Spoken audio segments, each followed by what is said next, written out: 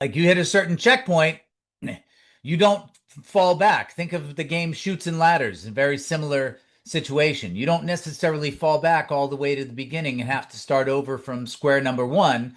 You can start off at square 70 or whatever, if that's where your last checkpoint was that you happen to accomplish, right? In deals, it kind of oftentimes goes that way.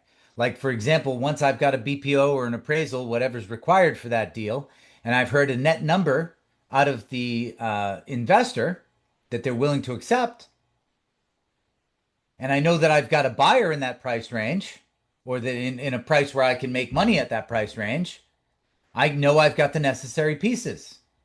If it's the type of deal where that buyer is not emotionally attached necessarily, but that multiple different buyers could be interested, like for example, something that fits the typical MAO formula, where somebody is able to buy it according to fix and flip math for 70% of ARV minus the cost of repairs, right?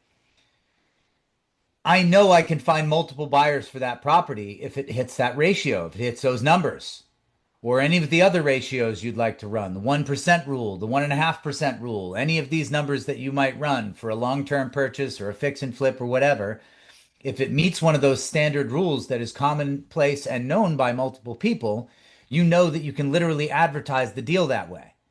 If you can put a deal out to local investors and straight up tell them, hey, this literally fits the Mayo formula. This fits your 70% of ARV minus the cost of repairs. That property's already sold.